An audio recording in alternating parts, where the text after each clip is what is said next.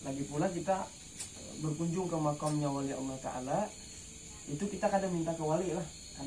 Jangan salah persepsi, itu yang harus kita luruskan. Wahabi sekarang gencar-gencar itu menyambut kita nih bid'ah karena kita kadang berdoa di situ.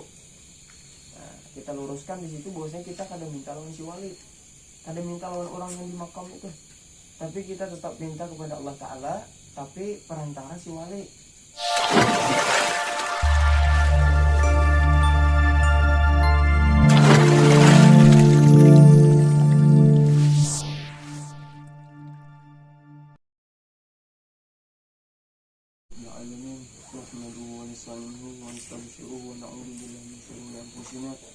ومن سيئات أعمالنا من يهد الله فلا مضل له ومن يضلل فلا هادي له أشهد أن لا إله إلا الله وأشهد أن محمدا عبده ورسوله لا نبي بعده والصلاة والسلام على سيدنا محمد وعلى آله وأصحابه ومن والاه ولا حول ولا قوة إلا بالله العلي العظيم نوينا تعليم وتعلم والنفع والانتفاع والمذاكرة والتذكير والإفادة والاستفادة وحتى على التمسك بكتاب الله وسنة رسول الله اتباع وجه الله ومرضاته وقربه والثواب سبحانه وتعالى. رب اشرح لي صدري ويسر لي امري واحلل عقدة من لساني يفقهوا قولي وسدد لساني واهدي قلبي بحق سيدنا محمد بصوركم يا اهل الدرك ويا اهل الباطن ويا اهل النوبة ويا اهل النور. Para hadirin sekalian yang dirahmati Allah Subhanahu wa taala, segala puji syukur bagi Allah Taala yang masih memberikan kesehatan, keafiatan kepada kita semuanya sehingga kita masih bisa berkumpul di tempat ini dalam rangka yang insya Allah kita akan melaksanakan berkunjung atau berziarah kepada makam aulianya Allah Subhanahu wa taala, yang mana mudah-mudahan nanti kita mendapatkan keberkahan, mendapatkan nazarah, pandangan, perhatian daripada mereka sehingga kita dapat bimbingan. Yang kita niatkan di sini ialah bukan hanya sekedar niat untuk mencari ramainya tapi itu urusan dudik. Makanya kayaknya ketika kita di jalan tuh pasti ada ramai, itu namanya rame-rame itu ada, terhibur tuh ada, walaupun kadang kita niatkan.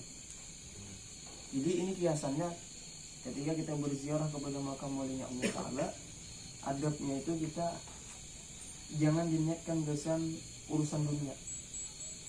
Kan kita biasanya ada hajat-hajat yang belum terkabul, yang belum diijabah Allah Ta'ala, baik itu berupa harta atau yang hendak begini dua, begini tiga, ya macam-macam hajat kita. Bolehkah kita minta kepada Allah Ta'ala? Boleh, perantara si wali, cuman adabnya kita kada usah. Karena kalau kita kada berniat, Allah Ta'ala maha tahu isi hati kita. Sidin tahu sudah yang kita inginkan di hati ini, walau kada disambat, walaupun kada diucapkan di untung, Sidin tahu sudah. Artinya kita bujur-bujur kita niatkan di sini mengambil faedah, manfaat dan mengenang akan perjalanan orang-orang soleh. Dan tujuannya pun supaya kita mau meniru langkah-langkah mereka, amalan-amalan mereka ketika di dunia, sehingga berhasil mencapai mati dalam keadaan husnul khatimah. Artinya urusan dunia insya Allah kabul kalau kita kada niatkan, walaupun kada diniatkan. Tapi kalau disambat pun kada apa-apa, cuman adabnya kita kada baik. Lagi pula kita berkunjung ke makamnya wali Allah Ta'ala, itu kita kada minta ke wali lah. Jangan salah persepsi, itu yang harus kita luruskan. Wahabi sekarang gencar-gencar itu menyambut kita nih bid'ah karena kita kadang berdoa di situ. Nah, kita luruskan di situ bahwasanya kita kadang minta lawan si wali, kadang minta lawan orang yang di makam itu, tapi kita tetap minta kepada Allah Ta'ala, tapi perantara si wali. Maksudnya dengan perantara si wali tadi, dengan berkat si wali tadi, mudah-mudahan dikabul Allah Ta'ala hajat-hajat kita, baik dunia maupun akhirat. Yang punya hajat dunia simpan di hati, simpan, ingat-ingat di hati, cuman jangan diniatkan ke sini itu. Tetap kita niat supaya kita kayak apa, caranya supaya kita mati dalam keadaan husnul khatimah, meniru mereka itu. Jadi itu adab-adab kita. Dan sekali lagi kita berziarah ini dan sering ulun ingatkan bahwasanya hakikatnya bukan kita yang hendak. Bila kita tuh sudah kawan melangkahkan kaki lalu kita berziarah, sampai ke tempat tujuan si wali, bukan kita yang hendak, tapi si wali tersebut yang mau kita ke situ, sehingga didekatkan kita lawan mereka. Kita dikehendaki mereka kebaikan, dikehendaki supaya terbimbing, diperhatikan oleh Allah Ta'ala, lalu kita dibimbing ke sana. Enggak itu juga kiasannya bila kita kada kau melangkah dan kada ada udur, misalnya lain lagi ada udur, yang kada ada udur, maka itu kiasannya atau hakikatnya si wali tersebut yang kada mau diziarahi kita. Itu sudah Al-Fakir sampaikan jauh hari. Artinya bila kita sudah kawa ke situ, kita ditakdir Allah Ta'ala, alhamdulillah, tahadduts bin ni'mah, menyebutkan kenikmatan Allah Ta'ala itu sunnah. Kita diberi kenikmatan supaya dekat dengan orang-orang soleh. Jadi perantara orang soleh itu mudah-mudahan kita dapat pandangan perhatian daripada Nabi kita Nabi Muhammad SAW, sehingga kita disampaikan kepada Allah kan. Lalu ada tahapan kita hendak tulak ini, pasti ada yang namanya safar, karena jauh kita ziarahnya. Ya mungkin ada aja anggapan kada jauh, cuman kalau jarak itu sudah termasuk kasar, itu sudah jauh bahasa syariat kita dalam ilmu fikih. Kalau termasuk jarak masa patu kasar, itu sudah dianggap jauh, maka di sini harus kita kaji ilmu musafir, orang yang bepergian. Ilmu safar itu nanti apa?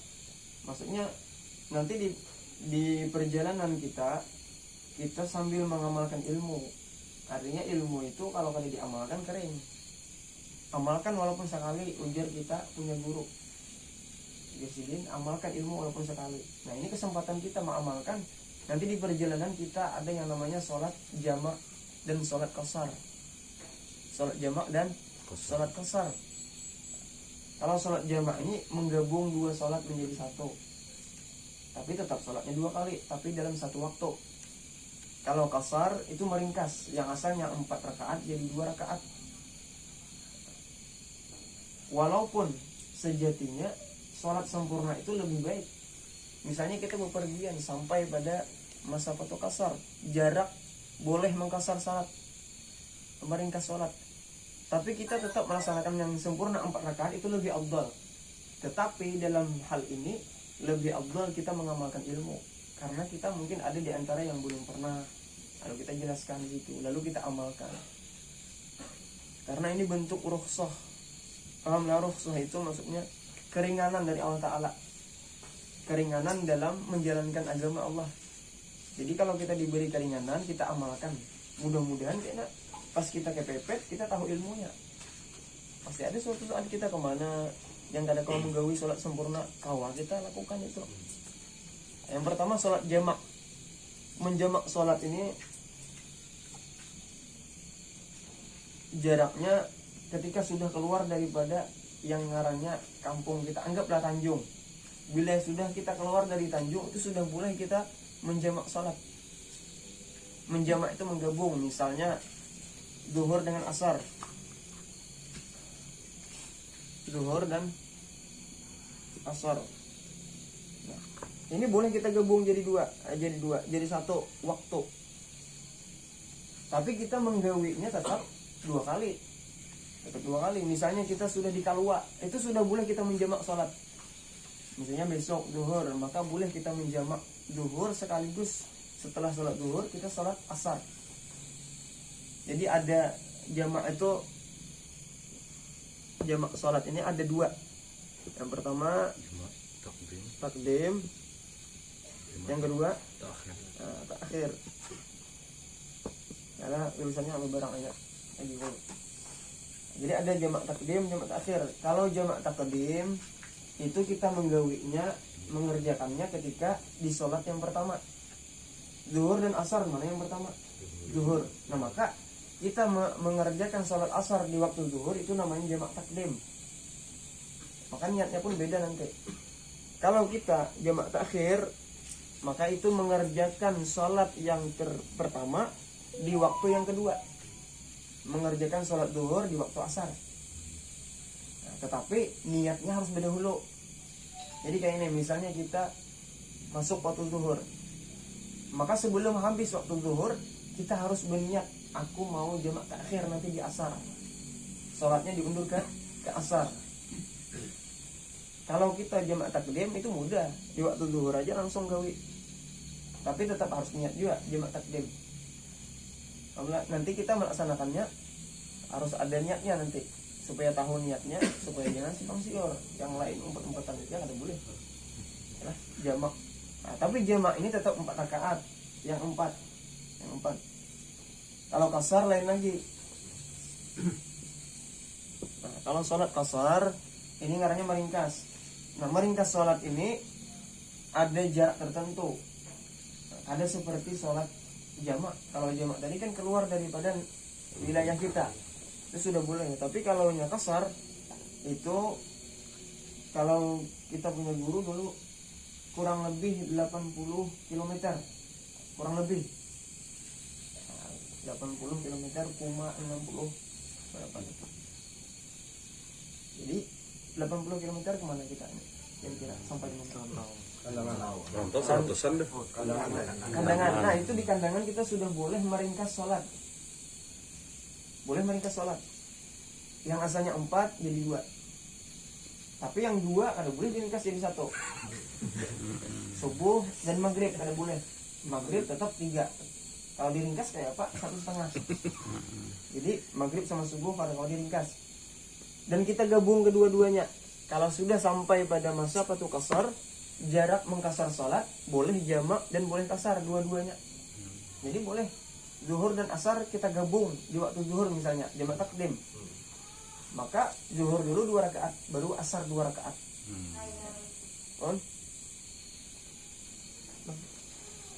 Jadi itu kita gabung. Nanti pas sudah sampai kandangan, kira-kira kalau waktunya pas, kita amalkan ilmu di situ. Di sini dapat dipahami lah dulu. Paham deh. Lalu niat ini, kalau bahasa Arabnya kalau mau ucapkan, bahasa Indonesia nggak apa-apa, di hati. Usul nih, misalnya kita melakukan jamak takdim sekaligus kasar, meringkas. Misalnya jamak takdim sholat zuhur dan asar, maka melakukannya di waktu zuhur. Di waktu zuhur niatnya usolli fardhu zuhri rak'ataini 2 rakaat. Mengkasar rak'ataini kasran majmu'an ilaihil asar lillahi ta'ala, atau yang makmuman lillahi ta'ala. Alhamdulillah. Usolli fardhu zuhri rak'ataini 2 rakaat, atau 2 rakaat yang harus disebut kalau wajib. Usolli fardhu zuhri kasran majmu'an ilaihil asar makmuman lillahi ta'ala. Bahasa Indonesia, sengaja aku sembahyang zuhur 2 rakaat, atau kalau disebut 2 rakaatnya, sengaja aku sholat zuhur 2 rakaat mengkasar sekaligus menjamak bersama asar. Nah, sholat zuhur bersama asar, zuhurnya sudah disebut. Panggil, sengaja aku sholat zuhur mengkasar salat dan menjamak beserta asar makmuman lillahi ta'ala. Di hati. Sampai sini pahamlah. Jadi kita bergamatan, kita mengamalkan. Mudah-mudahan kita yang kita kekurangan selama ini beribadah disempurnakan Allah Ta'ala. Karena kadang-kadang kita tujuan kita di dunia ini kecuali ke situ. Lihat dunia ini kayak apa aja banyaknya, karena manfaat kecuali kita disempurnakan. Kebanyakan kita ini ingin sempurna tapi belum diberi kemampuan. Jadi kadang-kadang manusia itu yang jelek tuh ada. Semuanya kita melihat orang kadang yang maghrib dangdutan, yang minuman, itu mereka tuh kadang jelek, hanya saja belum dapat hidayah. Makanya hidayah itu perlu kita cari. Dijemput hidayah kadang mau kita berdiam aja. Makanya kita cara menjemputnya dengan berziarah ke makam wali-walinya Allah, berkunjung ke orang-orang soleh yang hidup maupun sudah wafat. Itu cara menjemput hidayah, taklim, hadir majelis taklim. Dan kita pun yakin semua orang yang maksiat selagi yang muslim, kita punya keyakinan bahwasanya dia orangnya baik, cuman belum dapat kemampuan. Sebujurnya pengen berubah, kadang-kadang pengen berubah tapi belum mampu. Sama seperti kita, tingkatannya dia lain-lain. Ada yang sudah bisa kayak ini, tapi masih di hatinya pasti merasa kurang. Kalau ada orang merasa sudah sempurna, berarti kurang itu. Maka kekurangan itu ditutupi dengan rasa kekurangan kita. Aku merasa belum khusyuk selama ini sholat sudah 5 waktu. Aku merasa belum sholat qobliyah ba'diyah, sholat sunnahnya belum lagi. Nah, itu kan kekurangan bagi kita. atau sudah sholat sunnah ini tapi belum khusyuk, belum ikhlas. Nah itu kita dengan cara kita berziarah kepada makamnya para wali Allah Ta'ala, menjemput hidayah Allah Ta'ala. Mudah-mudahan sebab itu kita mendapatkan hidayah dan taufik Allah Ta'ala. Kalau hidayah mungkin hampir semua sudah merata dapat hidayah. Itu kan ajakan di mana-mana kan majelis taklim sekarang. Hidayah, oh sholat itu wajib. Hampir semua orang tahu sholat itu wajib, tapi kan semuanya mampu melaksanakan. Itu namanya kalau sudah mampu melaksanakan taufik. Nah taufik itu yang mahal. Wa ma taufiqu illa billah. Taufik itu kadang ada kecuali Allah Ta'ala yang memberi. Satu aja dalam Quran itu mahal taufik itu. Makanya orang banyak tahu puasa itu wajib, tapi banyak yang kada tahu puasa. Artinya hidayah ada tapi taufik belum. Nah kita ini makanya kita berziarah kepada makam wali-wali Allah Ta'ala supaya dibimbing, jangan dibimbing. Ada bisikan-bisikan yang bagus supaya kita mulai bisa. Orang yang cerdas itu kan urusan akhirat. Al-kayyis man dana nafsahu wa amila lima ba'dal maut. Orang yang cerdas itu orang yang selalu menghisap dirinya dan dia beramal, begawi, masih kita bekerja untuk kehidupan setelah mati. Itu orang yang cerdas. Jadi orang cerdas itu pikirnya akhirat.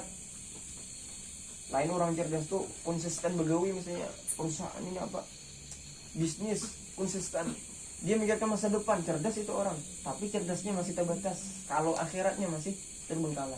Jadi orang paling cerdas itu masa depan, yang bujur masa depan itu akhirat. Yang panjang perjalanan kita, habis ini alam kubur. Banyak orang yang dikubur ribuan tahun sudah, ada jutaan tahun sudah. Ada orang yang dalam kubur ratusan tahun sebelum kita. Kita pun kayaknya kayak itu juga. Artinya alam kubur aja lebih panjang daripada alam dunia bagi kita. Setelah alam kubur kita ada alam mahsyar pulang. Alam mahsyar itu berapa ratus tahun, di situ kita kepanasan kalau ada syafaatnya Nabi. Alam mahsyar, alam sirat, alam mizan, alam hisab. Itu banyak alam-alam yang akan kita hadapi, makanya kita berbekal di semuanya.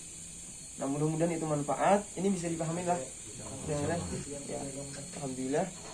Mudah-mudahan kita mendapatkan keberkahan dan rahmatnya Allah Subhanahu wa taala. Mudah-mudahan kita tulak selamat, balik selamat pulang seperti sedia kala. Amin ya rabbal alamin. Wabillahi taufiq wal hidayah. Wassalamualaikum warahmatullahi wabarakatuh. Waalaikumsalam.